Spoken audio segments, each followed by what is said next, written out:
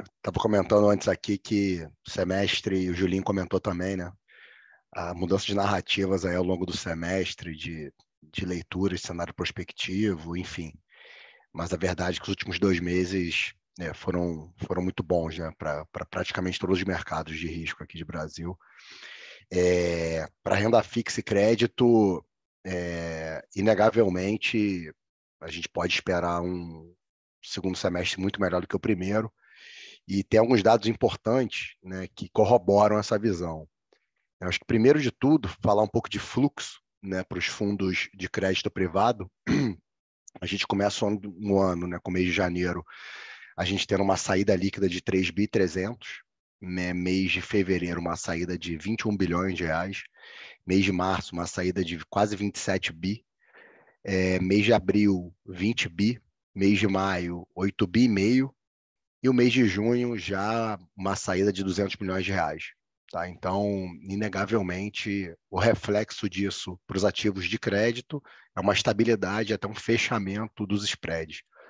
É, então, a gente vinha comentando um pouco sobre isso, né, as oportunidades que foram geradas pela aversão ao risco iniciada ali com problema, com a fraude da Americanas, né? Então, ainda nesse mês, nesse semestre, foi falado, né, que foi uma fraude, né, coisa que a gente falava desde o D1, né, do que aconteceu.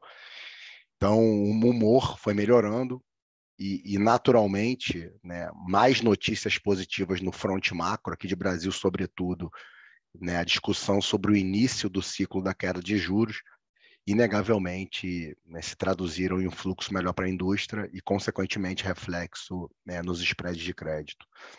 Quando a gente olha o mercado primário, né, de crédito, a gente também, né, consegue ver, uma melhora significativa. Então, o mês de junho, tá, quando a gente pega, né, compara com o mesmo mês do ano anterior, a gente vê quase uma estabilidade, então isso é muito importante. A gente teve 28 bilhões de emissões agora no mês de junho, né, uma queda de 3% contra o mesmo mês do ano anterior. A gente acha bom, porque efetivamente mostra que a indústria está voltando. Quando a gente para olhar o reflexo, né, dos índices de mercado, tá? Eu acho que também, né, é bem representado. Quando a gente pega o IDA-DI, a gente teve um fechamento de 7 basis points, então um índice, né, que estava ali com uma taxa de carregamento de 244 bips sobre o CDI, ou seja, CDI mais 2,44, esse negócio fechou para CDI mais 2,37. Quando a gente pega um outro índice que a gente gosta de olhar também, que é o IDEX lá da JGP, esse índice saiu de CDI mais 2,76 para CDI mais 2,69. Né? E aí, né, nos fundos de crédito, praticamente a indústria inteira entregou retornos acima do CDI. Né? Alguns fundos, os fundos que não chegaram a bater o CDI rodaram muito perto.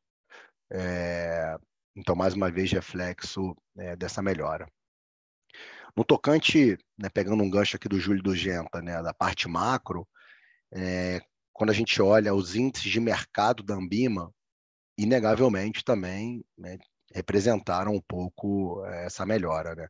E falando especificamente dos papéis, para falar dos índices, né, e aí o Genta comenta da melhora das expectativas de inflação, né, com consequente, né, isso levou, né, a própria inflação corrente, as expectativas, isso naturalmente, né, trouxeram essa discussão de queda de juros, possivelmente agora em agosto. Mas quando a gente para olhar os papéis, as NTNBs, né, fecharam ali na média 30 pontos base, né, então é bastante, porém o DI fechou muito mais. Né, e aí o reflexo disso é uma queda nas inflações implícitas, mas as NTNBs fechando aí por volta de 30 pontos base, com o DI fechando, né, alguns vértices acima de 80 pontos base. Então, quando a gente pega o DI longo ali, né, assim, 2030 para frente, o fechamento foi de 80 pontos base. Quando a gente pega essa parte mais intermediária, foi da ordem de 70 bips, né, 70 pontos base. O mais curto fechou 50 bips.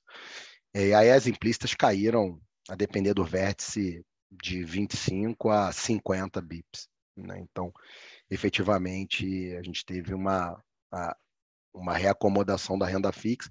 E aí, importante, o Júlio vem comentando, né, hoje é uma posição importante dos fundos macro, e aqui nos fundos que tem risco de mercado, né, sobretudo a família Horizonte de renda de previdência, a gente vem comentando, a gente vem aumentando essas posições, né, mais fortemente desde março, porque a gente entende que em determinado momento os papéis indexados ao IPCA eles ficam muito protegidos, porque quando a implícita vai caindo, né, como o Júlio comentou, você vai adicionando, e aí no momento de início de ciclo de queda de juros, né, você vai tendo ganho de capital, né, por conta do fechamento de cupom de juros, e aí se por algum motivo a inflação, né, ela tem algum repique, alguma coisa, você está carregando esse papel.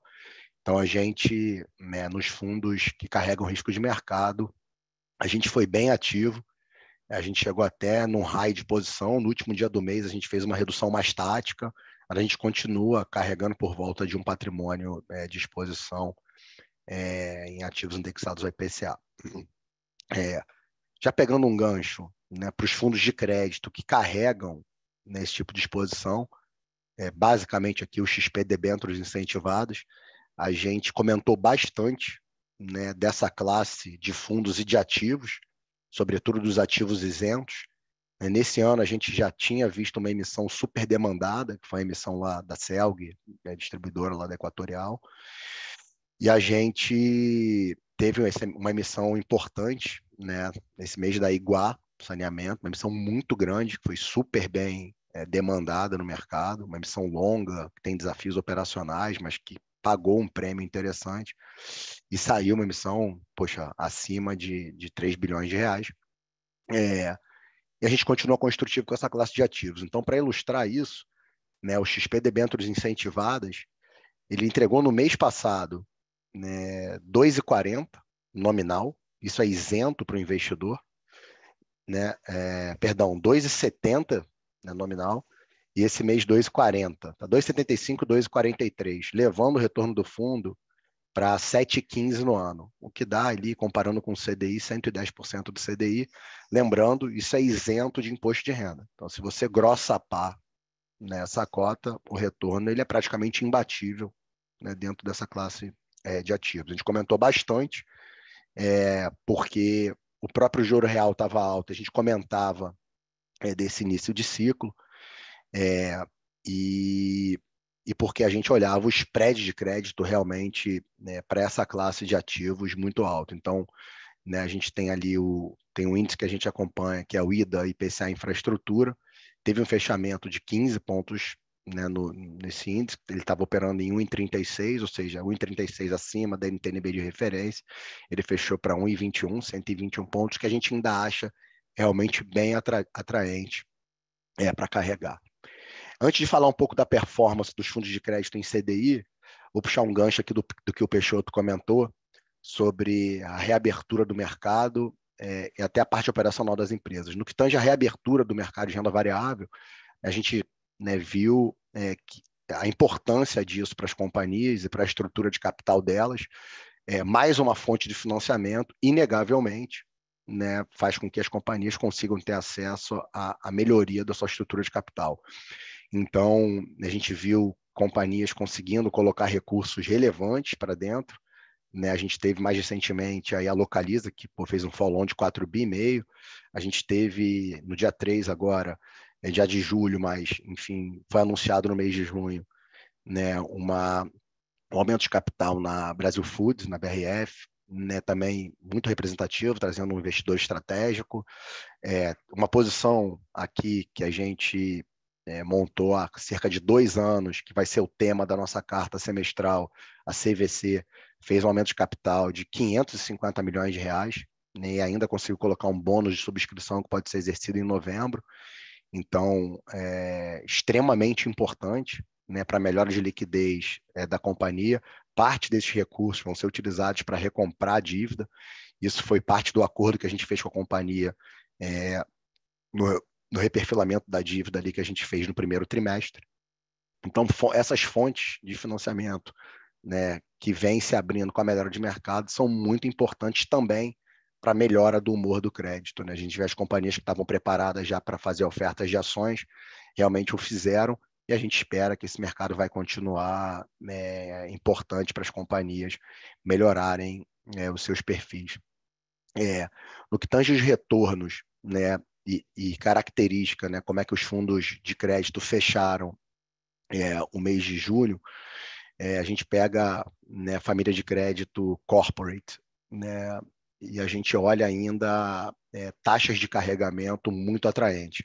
Então, quando a gente pega ali o Corporate Light, é um fundo que está 72% alocado, a gente carrega um caixa alto ainda, porque por mais que o mês de junho, né, como eu comentei, o fluxo tenha melhorado muito, a gente ainda precisa ter a convicção que isso vai ser perene. Então, a gente, 72% alocado, com uma carteira de crédito com spread bruto de 250 pontos base, ou seja, CDI mais 2,5. Quando a gente pega o Corporate Top, enfim, 80% de alocação com uma carteira de crédito a CDI mais 3,20. E quando a gente pega o Corporate Plus, 84% alocado com uma carteira de crédito a CDI mais 3,90, tá? Então, realmente, é, é um carrego muito bom e para durations ali que não superam 3 anos. Então, a gente continua ainda, né, parcimonioso, mas é mais construtivo. Quando a gente para olhar, né, os fundos de mais liquidez, no caso do referenciado do bancos, né, o referenciado tem 44% de crédito na carteira, ou seja, 56% de caixa, com uma carteira que tem um spread bruto de 170 pontos base, né, uma duration de 1,2 anos. Então, né, realmente é bem interessante para o caixa. E o bancos, 52% alocado, com uma carteira que tem um spread mais baixo, porque são só emissões bancárias, ou seja, de CDI mais um, com uma duration também bem curta de 1,3 anos. Quando a gente para olhar os fundos de previdência, né, nosso horizonte, ele tem 46% de crédito, ele tem limitação a 50%, com uma carteira que está sendo carregada a CDI mais 2,95. Então, se a gente não faz nada nesse fundo, ele vai entregar para o investidor CDI mais meio. Né? Se a gente não toma nenhum risco, mas a gente tem um risco de mercado ali via Nintendo Base e ativos em PCA, que por outro lado tem ajudado bastante a performance. Quando a gente para olhar os demais fundos, o XP Horizonte Crédito Privado, 70% de alocação, na verdade 71% de alocação, com uma carteira CDI mais 2,5. Então, também a gente, enfim, líquido no fundo e com uma taxa de carregamento atraente. E com a gente olha uma outra carteira de previdência, que é o XP Seguros Top, que é enfim, quase uma réplica ali do XP Top. A gente está falando de 55% de alocação no crédito, com uma carteira de crédito com carrego bruto CDI mais 2,5. Então, a gente ainda parcimonioso, porém construtivo e atento aos desdobramentos, sobretudo, eu acho que agora do cenário das companhias. Né? O Peixoto comentou que a gente não consegue ver ganhos operacionais relevantes, isso é uma verdade. A gente estava revisitando alguns setores ontem e me chamou muita atenção ainda a dicotomia do varejo, né, para os demais, para o spread que o varejo tem operado para os demais segmentos.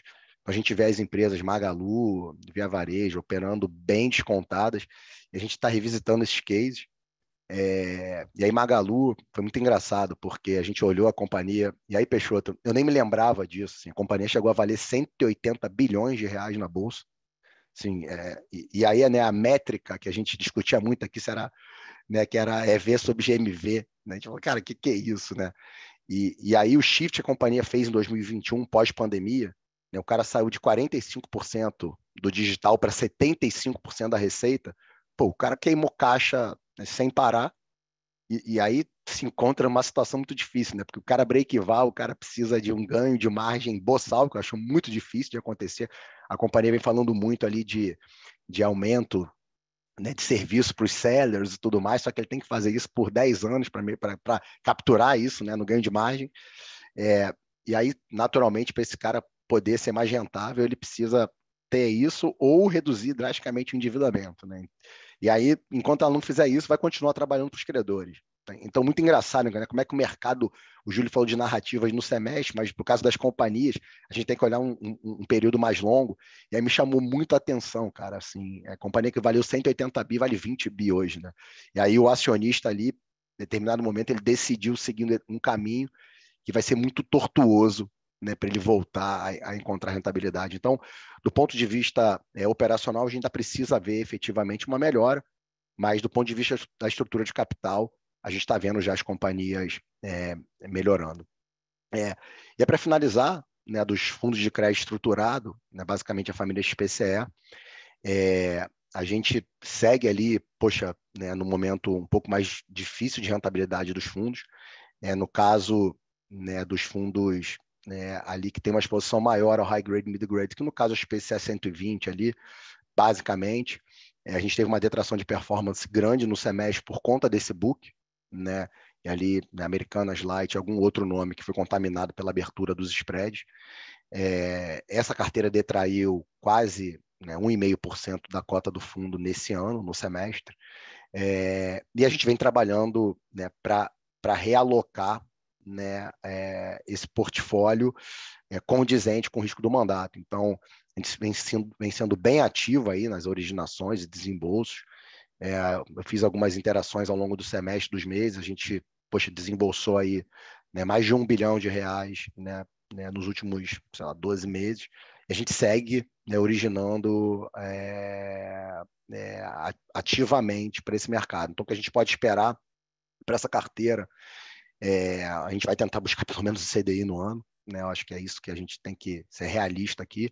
E para os fundos mais longos, né, o 360, a gente tem a convicção que a gente vai conseguir entregar retornos superiores ao CDI, e aí entrar, né, no ano de 2024, né, muito mais com a performance histórica, para uma característica de carteira mais aderente, né, para o risco do portfólio. Para o nosso fundo de previdência, a gente está bem líquido, né, a gente decidiu até fechar esse fundo para captação, né, no final do semestre. E a gente vem trabalhando também ativamente, aqui é um processo bem mais artesanal, a gente pode esperar, né, retornos, né, que são ali aderentes também ao risco, que a gente está falando de um retorno ali próximo a CDI mais 2, né, no long run. Então é um fundo que está bem líquido, mas que a gente também vem trabalhando ativamente na alocação desse portfólio, e aí atento a todas as oportunidades, né? Eu falei aqui de Magalu, porque a gente tem uma posição pequena aqui nos fundos de crédito high grade, a gente revisitou por conta das carteiras já yield, mas eu acho que nesse momento de ciclo não faz sentido aumentar, mesmo, né, com uma relação risco-retorno um pouco melhor do que quando esse cara emitiu. Tá? Então acho que o geralzão é esse, galera. Conseguimos fechar o semestre melhor do que a gente começou, né? O mercado como um todo melhorou bastante, e ciclos de queda de juros, enfim, uma organização talvez um pouco melhor do executivo e tudo mais, ensejam aí um segundo semestre muito melhor do que foi o primeiro. Então, acho que o geralzão aí é isso.